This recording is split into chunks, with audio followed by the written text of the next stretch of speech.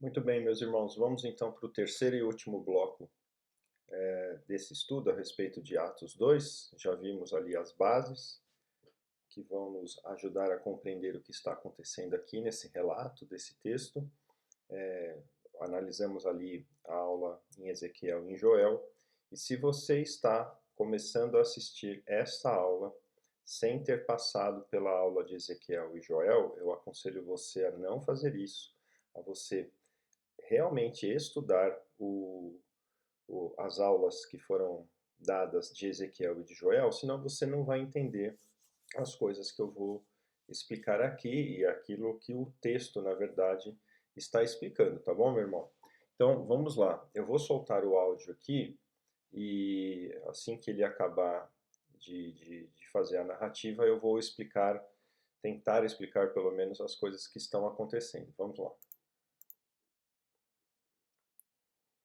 Chegando o dia de Pentecoste, estavam todos reunidos num só lugar. De repente veio do céu um som, como de um vento muito forte, e encheu toda a casa na qual estavam assentados. E viram o que parecia línguas de fogo, que se separaram e pousaram sobre cada um deles. Todos ficaram cheios do Espírito Santo e começaram a falar noutras línguas, conforme o Espírito os capacitava. Havia em Jerusalém judeus, tementes a Deus, vindos de todas as nações do mundo. Ouvindo-se este som, ajuntou-se uma multidão que ficou perplexa, pois cada um os ouvia falar em sua própria língua. Atônitos e maravilhados, eles perguntavam: acaso não são galileus todos estes homens que estão falando? Então, como os ouvimos, cada um de nós, em nossa própria língua materna? Partos, medos e elamitas, habitantes da Mesopotâmia, Judéia e Capadócia, Ponto e da província da Ásia, Frígia e Panfilha, Egito e das partes da Líbia próximas a Cirene, visitantes vindos de Roma. Tanto judeus como convertidos ao judaísmo, cretenses e árabes. Nós os ouvimos declarar as maravilhas de Deus em nossa própria língua. Atônitos e perplexos, todos perguntavam uns aos outros: que significa isto? Alguns, todavia, zombavam deles e diziam: eles beberam vinho demais. Então Pedro levantou-se com os 11 e, em alta voz, dirigiu-se à multidão: homens da Judéia e todos os que vivem em Jerusalém, deixem-me explicar-lhes isto. Ouçam com atenção. Estes homens não estão bêbados, como vocês supõem. Ainda são 9 horas da manhã. Pelo contrário, isto aqui foi predito pelo profeta Joel. Nos últimos dias, diz Deus, derramarei do meu espírito sobre todos os povos. Os seus filhos e as suas filhas profetizarão, os jovens terão visões, os velhos terão sonhos. Sobre os meus servos e as minhas servas derramarei do meu espírito naqueles dias, e eles profetizarão. Mostrarei maravilhas em cima no céu e sinais embaixo, na terra, sangue, fogo e nuvem de fumaça. O sol se tornará em trevas e a lua em sangue, antes que venha o grande e glorioso dia do Senhor. E todo aquele que invocar o nome do Senhor será salvo. Apóstrofo. Israelitas, ouçam estas palavras. Jesus de Nazaré foi aprovado. Ok, então eu vou parar por aqui no texto. Se o irmão quiser, pode continuar lendo. Para aquele momento que eu parei, é o momento que Pedro começa o seu discurso, aquela primeira pregação, onde ele aponta Jesus Cristo como o Messias e ele prega tanto juízo quanto arrependimento, e 3.000 pessoas se convertem e a igreja assim tem o seu nascimento, tá bom? Então, irmãos, nós já vimos lá nos textos de Ezequiel e de Joel que Deus prometera que um dia ele iria derramar do Espírito dele de maneira abundante sobre todo tipo de pessoa, tá? Ele cita aqui como exemplo, até os meus servos e as minhas servas receberão do Espírito em abundância, sem medida. Porque no Antigo Testamento, a presença do Espírito, a habitação do Espírito, era vinculada muito com as questões das posições hierárquicas que governavam o povo judeu. Então, o Espírito Santo vinha sobre o rei, sobre os sacerdotes e sobre os profetas de maneira geral, tá bom? Não quer dizer que outros homens não tinham o Espírito Santo. Tinham, porque muitos que não ocupavam essas posições iam crendo, e a fé ela só é possível por meio da ação do Espírito Santo, mas a evidência da habitação do Espírito Santo estava principalmente nesses homens que ocupavam essas posições de liderança do governo e da religiosidade, da espiritualidade dos judeus. E Deus havia prometido que iria derramar o Espírito Santo em todas as pessoas, e ao longo da história Deus foi dando demonstrações e sinais de que um dia isso iria acontecer.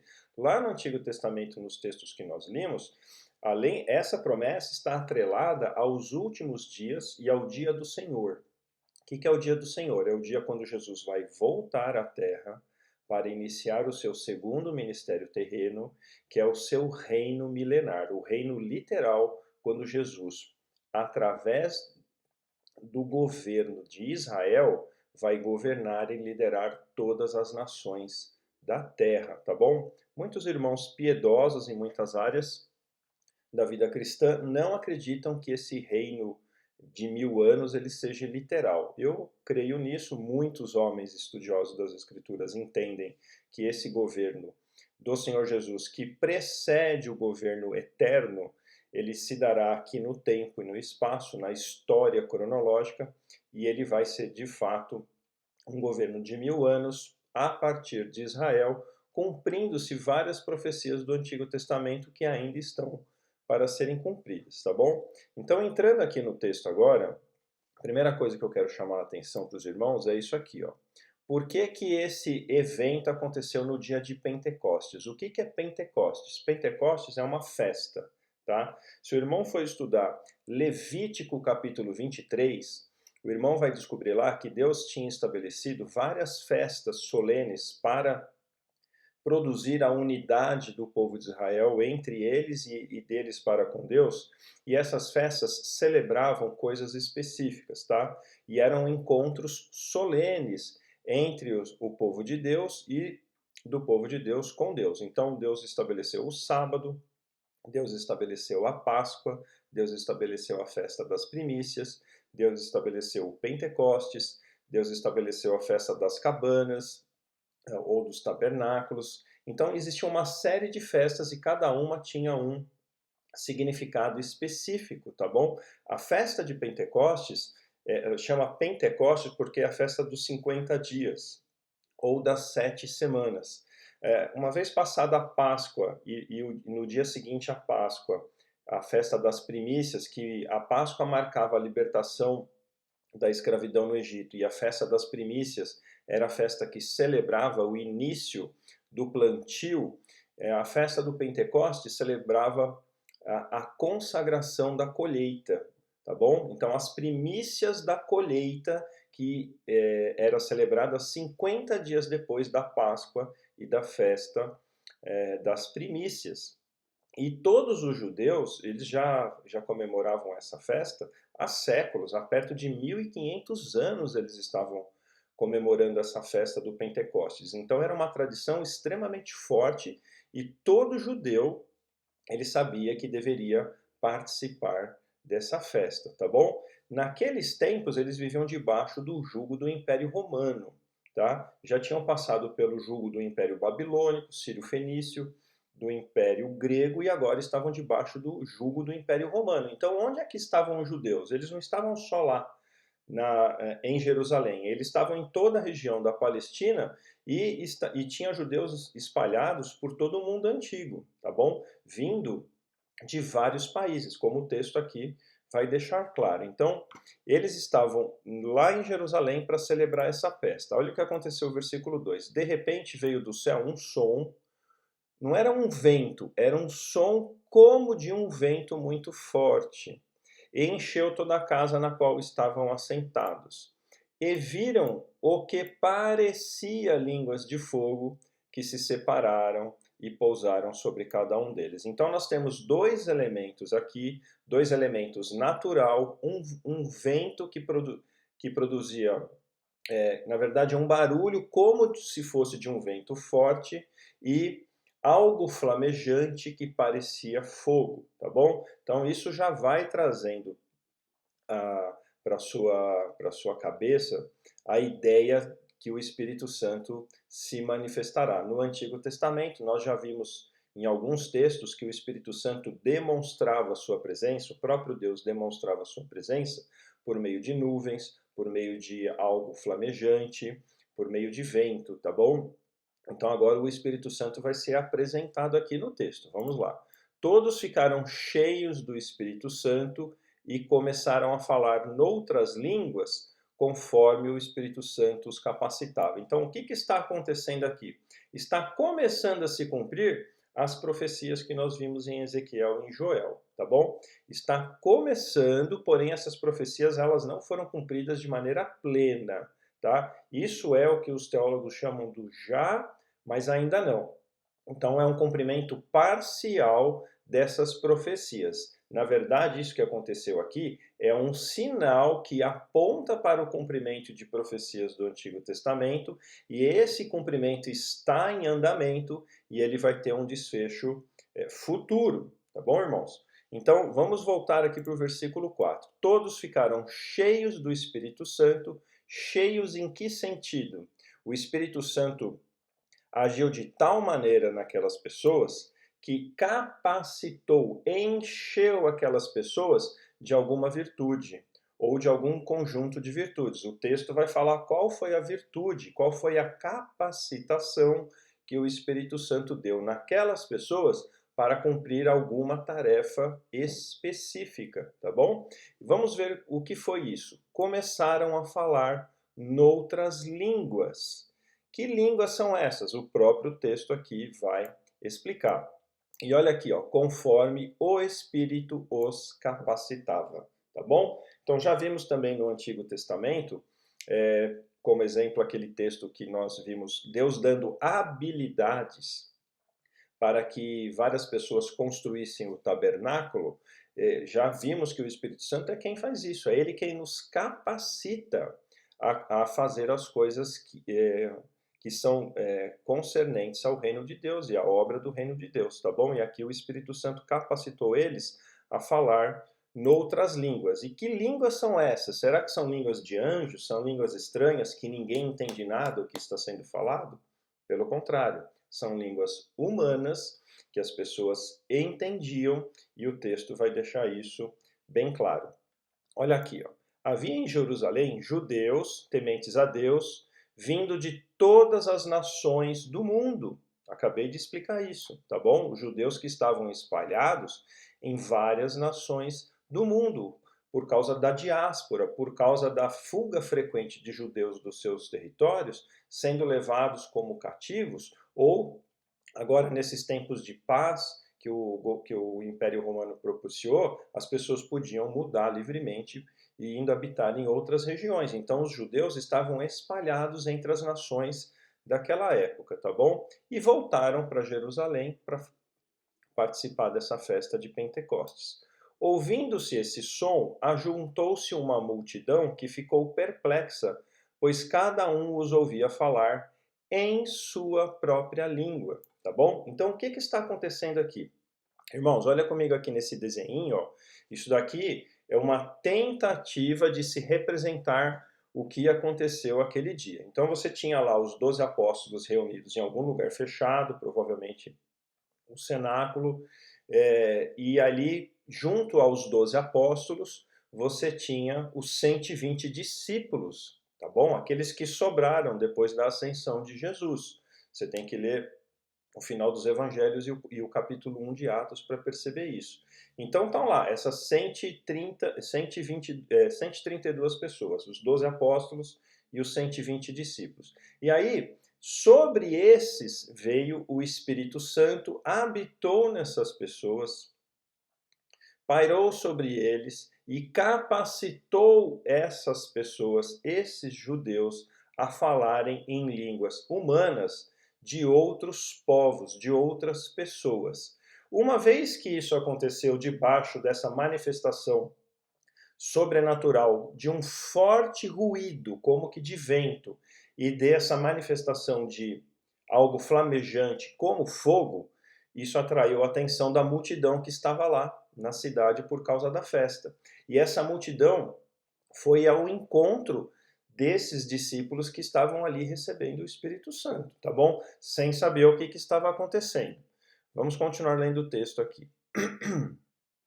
Atônitos e maravilhados, eles perguntaram: acaso não são galileus todos esses homens que estão falando. Então, assim, os judeus vindo de outras regiões do mundo, trazendo com eles pessoas estrangeiras dessas outras regiões, entre esses, muitos que haviam se convertido ao judaísmo, tá? Eles ficaram atônitos e maravilhados e falaram assim, quando eles viram quem estava falando a língua deles, quando os estrangeiros viram que galileus, que eram pessoas do norte ali da Palestina, de uma região de gente menos instruída, de gente mais ignorante, quando eles viram que esse tipo de pessoa estava falando a própria língua, as línguas estrangeiras, eles ficaram maravilhados, tá? E aí eles perguntaram, como os ouvimos, cada um de nós, em nossa própria língua materna?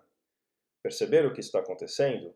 Então, esse evento aqui não tem nada a ver com que um grupo grande de evangélicos diz ser dom de línguas e ficam falando coisas, balbuciando sons ininteligíveis e ficam falando coisas estranhas. Não. O dom de falar em línguas foi uma capacitação especial do Espírito Santo que aconteceu uma primeira vez aqui, depois se repetiu poucas vezes na história da igreja primitiva, onde o Espírito Santo deu condições de pessoas que nunca haviam estudado línguas estrangeiras de falar línguas estrangeiras para que os estrangeiros entendessem o testemunho que estava sendo dado por meio desses primeiros discípulos. É isso que estava acontecendo, tá bom? O texto aqui agora vai citar as várias nações que estavam ali representadas, ó.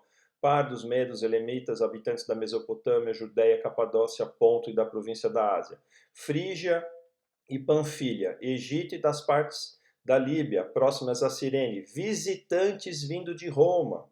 E olha aqui agora, ó, tanto judeus, os judeus de origem, de nacionalidade legítima judaica, como convertidos ao judaísmo. Eram estrangeiros que haviam se convertido por estarem convivendo com judeus, que passaram para eles os elementos da fé judaica, e esses homens se converteram ao judaísmo, não ao cristianismo, tá bom? Até então. E olha de onde eles eram, ó, cretenses de Creta, que é uma cidade da Grécia, portanto eram gregos e árabes, tá bom? Nós os ouvimos declarar as maravilhas de Deus em nossa própria língua. Então esses estrangeiros que estavam acompanhando os judeus, tanto os estrangeiros incrédulos quanto os estrangeiros convertidos ao judaísmo, estavam acompanhando os judeus que foram para a festa de Pentecostes. E lá eles receberam esse primeiro testemunho, dado por meio dos apóstolos e dado por meio desses discípulos, que foram capacitados por Deus para falar a língua desses homens estrangeiros, tá bom? Isso é o falar em línguas que o livro de Atos está citando aqui no capítulo 2. Isso tem todo um contexto histórico que eu já vou tentar explicar para os irmãos. Vamos acabar o comentário aqui. Atônicos e perplexos, todos perguntavam uns aos outros: que significa isso? Percebe, irmãos, que Deus agiu dessa maneira, de maneira especial nesse dia, num momento da história onde pessoas de todas as nações, ou de muitas nações, estavam lá reunidas, e Deus fez tudo isso dessa forma para atrair a atenção dessas pessoas, tá bom? E para quê? Para que eles ouvissem o Evangelho, tá bom? Vamos aqui agora ver ó, o versículo 13, e isso aqui é extremamente importante o irmão entender, tá bom? Alguns, todavia, zombavam deles e diziam, eles beberam vinho. Por que essa frase está aqui? Porque o texto está mostrando que ao mesmo tempo que o Espírito Santo está se manifestando de maneira poderosa, sobrenatural, por meio de sinais milagrosos, e está capacitando de maneira extraordinária aqueles primeiros discípulos a darem testemunho a respeito do Messias, anunciar juízo, arrependimento, graça, salvação. Ao mesmo tempo que isso está acontecendo, alguns estão zombando, tá bom? E quem está zombando? Os próprios judeus incrédulos, tá bom? Isso que está acontecendo aqui dessa forma é o cumprimento de um anúncio de juízo que Deus já havia dado para o povo de Israel no Antigo Testamento, falando que, por causa da infidelidade de Israel em não querer pregar a verdade a respeito de Deus aos povos estrangeiros, e por causa da arrogância do Israel incrédulo, de achar que estará livre do juízo de Deus simplesmente pelo fato de pertencerem à nacionalidade israelita, tá? Deus iria castigá-los de que maneira? Eles viriam o testemunho da verdade a respeito de Deus e das coisas de Deus sendo proclamado em línguas estrangeiras. E eles viriam muitos estrangeiros se convertendo a Deus, se arrependendo dos seus pecados, enquanto eles estavam zombando, tá bom? Você pode estudar sobre essa profecia, deixa eu pegar a minha Bíblia aqui do MacArthur, que é uma das melhores Bíblias que os irmãos podem ter para estudar. Isso está em Isaías, capítulo 28, versículo 11 e 12, são os versículos-chave que falam desse juízo. O irmão tem que ler o capítulo inteiro, é um texto um pouco complicado, mas com a ajuda de Bíblias comentadas vocês vão perceber que existia esse juízo. E esse juízo está sendo cumprido aqui, tá bom? Então, pessoas de línguas estranhas viriam a crer, enquanto judeus que recebiam todas as informações possíveis a respeito de Deus se mantinham incrédulos e debochavam dos testemunhos que Deus dava ao longo da história, como estavam debochando aqui também, tá bom? Vamos ver aqui, continuar o texto. Então Pedro levantou-se com os 11 e em alta voz dirigiu-se à multidão. Homens da Judéia e todos os que vivem em Jerusalém, deixe-me explicar-lhes isto, ouçam com atenção. Estes homens não estão bêbados como vocês supõem. Antes, ainda são 9 horas da manhã. Pelo contrário, isso é o que foi predito pelo profeta Joel. Tá vendo aqui, ó? Se você não entendeu o que foi falado no profeta Joel, se você não leu algum texto do Antigo Testamento que faz menção a esses eventos aqui, você não vai entender. Não adianta querer chegar no texto aqui de Atos 2, ler rapidamente e querer ficar adivinhando o que significa, irmãos.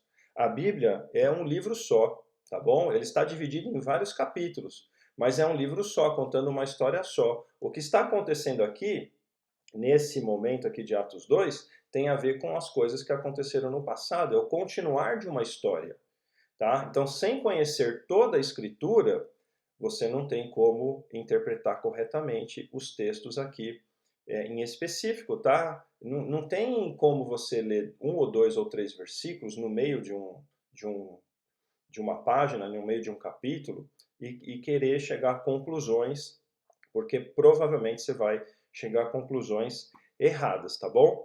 Então Pedro citou aqui o profeta Joel, e aí vamos ver o que Pedro fala. Nos últimos dias, diz Deus, derramarei do meu espírito, como estava começando a acontecer, sobre todos os povos. Olha aqui, ó. Isso era uma promessa do Antigo Testamento, sobre todos os povos. E aí ele continuou: os seus filhos e as suas filhas profetizarão, os jovens terão visões e os velhos terão sonhos. Tá? Isso aconteceu de maneira muito evidente no Antigo Testamento e ainda no início do Novo Testamento, porque o cânon das Escrituras ainda não estava fechado, muitos livros das Escrituras ainda precisavam ser escritos, mas isso foi deixando de acontecer aos poucos, na medida em que as Escrituras foram sendo registradas. Hoje nós não dependemos mais de sonhos e visões, hoje nós dependemos de estudar o livro que já foi entregue, mas naquele tempo ainda aconteciam. Lembra que José recebeu a informação de que Maria estava grávida por meio do Espírito Santo, conversando ali com o anjo em sonho? Então, isso ainda estava acontecendo, tá bom? E esses últimos dias, irmãos, não são... eles compreendem o tempo em que Jesus se anuncia como Messias, Jesus anuncia o reino, Jesus anuncia que ele é o rei, Jesus dá testemunho verbal e de poder por meio de muitos milagres que ele de fato é o Messias e o rei prometido no Antigo Testamento, e até que ele volte, Esses são os últimos dias, tá bom? Então esses últimos dias já estão durando mais de 2000 anos e eles vão durar mais algum tempo até que Jesus volte e complete no dia do Senhor todo esse período e inaugure o seu reino. De fato, né? Sentado aqui num trono terreno, não só no trono celestial. O texto continua: e os seus filhos e as suas filhas profetizarão, os jovens terão visões, os velhos terão sonhos. Sobre os meus servos e as minhas servas derramarei do meu espírito naqueles dias, e eles profetizarão. Tá bom? O profetizar é proclamar a verdade de Deus. Eu, nesse momento, estou proclamando as verdades de Deus. Então, eu estudo as Escrituras, eu adquiro conhecimento a respeito daquilo que já foi revelado, eu obtenho discernimento pelo Espírito Santo daquilo que já foi revelado e eu proclamo isso como um pregador, como um mestre da palavra ou como um professor. Outros o fazem na posição de pastor, outros o fazem na posição de ministro de músicas. E todo aquele que proclama a verdade de Deus já revelada nas Escrituras, sem ter a necessidade de receber novas revelações, porque a revelação já está completa nas Escrituras, na Bíblia, tá? Nós somos os profetas, aqueles que recebemos a palavra de Deus e proclamamos a palavra de Deus. E aqui o texto está falando que não mais só aqueles profetas do Antigo Testamento, naqueles moldes, ou os sacerdotes, ou os reis, receberiam essas revelações de Deus. Todo servo, todo aquele que serve a Deus, todo aquele que foi chamado para pertencer ao reino de Deus, esses agora receberão o Espírito sem medida, tá bom? E aí ele conclui, ó: mostrarei maravilhas em cima no céu e sinais embaixo na terra. Que tipo de maravilhas e sinais esse texto está se referindo? Sangue, fogo e nuvens de fumaça. Isso aqui tem a ver com o juízo. O juízo para todo aquele que se mantiver incrédulo, impenitente, sem se arrepender dos seus pecados, ele vai ser destruído. Como a terra, aos poucos, está sendo destruída, a natureza está sendo destruída, as vidas estão se perdendo, os homens estão morrendo sem Deus. Se você for estudar o livro de Apocalipse, você vai ver que é um período longo de muita destruição, muita gente vai morrer, e os sinais são esses: sangue, fogo e nuvens de fumaça. O sol se tornará em trevas e a lua em sangue, antes que venha o grande e glorioso dia do Senhor. Percebe?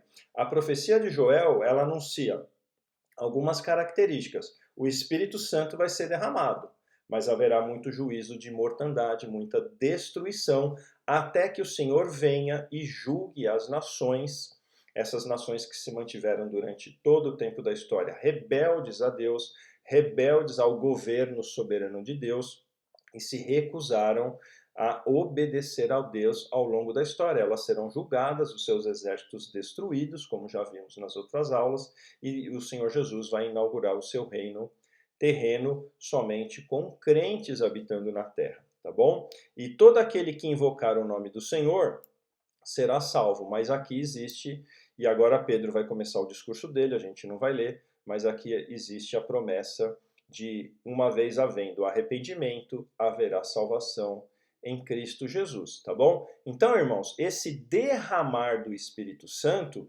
ele aconteceu em Israel, em Jerusalém, primeiro nos apóstolos, depois nos discípulos da região de Jerusalém, da Galileia, ali da Palestina, e ele atraiu a atenção de judeus que moravam no exterior, no estrangeiro, em outros países, que foram participar da festa dos tabernáculos. Ninguém nem imaginava que essa festa tinha a ver com o Espírito Santo, porque essa festa celebrava os primeiros frutos da colheita toda que estava sendo feita ao longo do ano. Ela acontecia 50 dias depois da Páscoa e da festa das primícias, por isso que ela chama Pentateuco, tá bom? E isso aconteceu para que os estrangeiros fossem lá ouvir a pregação e viessem a crer, como de fato aconteceu. Muitos creram e muitos também se mostraram incrédulos e debocharam daquilo que estava acontecendo, e isso serviu como um sinal de juízo para os judeus incrédulos, que mesmo vendo as manifestações sobrenaturais de Jesus, não creram. Estavam vendo as manifestações sobrenaturais do Espírito Santo aqui, não creram. E por não crer no testemunho que estava sendo dado, tá? Com os sinais atraindo e com a palavra sendo proclamada, eles se mantiveram incrédulos e debocharam de tudo. E isso é juízo para a cabeça daqueles judeus incrédulos, e vários sinais ao longo da história são juízos para todos aqueles que desprezam o Evangelho e que não creem no Evangelho. Tá bom? Então, dessa maneira, inaugura-se a igreja. E o que é a igreja? É a fusão de todos os povos estrangeiros, daqueles que vêm a crer na pessoa de Jesus Cristo por meio da pregação que começou pelos israelitas, sendo Jesus o israelita legítimo, herdeiro de Davi, herdeiro de Abraão, e que é o Senhor da igreja, é o dono da igreja, é o cabeça da igreja. E dessa maneira a igreja começa, tá bom? E o Espírito Santo está sendo derramado em todas as pessoas, sem medida, sem fazer distinção de classe social, de nível cultural, de posição dentro da sociedade, porque todos são iguais perante Deus e todos recebem também do mesmo Espírito, tá bom? Então essa é a aula. Esse Pentecoste, irmão, só para frisar aqui, ó, se o irmão for estudar o livro de Atos, tá bom? No capítulo 2, no capítulo 8, no capítulo 10 e no capítulo 19, vai acontecendo uma progressão desse testemunho que começou aqui em Jerusalém. De Jerusalém vai para a Judéia, que é a região em volta, atinge Samaria, que já é a próxima região que já tem uma certa miscigenação de judeus com estrangeiros, então o evangelho vai transpassando os limites culturais mais restritos ali do povo de Israel, até atingir os confins da terra por meio da pregação de Paulo, que foi espalhando para os povos estrangeiros. Isso você vai ver em Atos 19, tá bom? Então, foram eventos que aconteceram nessa época, eles têm esse significado, isso não vai se repetir, tá bom? O falar em línguas é falar línguas humanas que as pessoas entendiam. E foi uma capacitação especial do Espírito Santo para esse tempo, para esse momento, atrelado a essas profecias do Antigo Testamento e que marcaram o início da igreja, tá bom?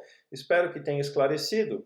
Se os irmãos quiserem saber um pouquinho mais a respeito das festas, tá? Eu recomendo aqui, irmãos, ó, deixa eu mostrar aqui para vocês, ó, vocês podem pegar esse endereço aqui, ó, tem um artigo, esse artigo aqui, muito bem escrito, muito esclarecedor a respeito do dia de Pentecostes e dessas festas que eu falei, tá bom? E por que que tem cada festa o seu significado, por que que Jesus Cristo foi morto na sexta-feira, ressuscitou no domingo, e por que que o Pentecostes aconteceu 50 dias depois. É bastante interessante, recomendo que os irmãos leiam, tá bom? Até as próximas aulas, Deus abençoe, boa semana para vocês.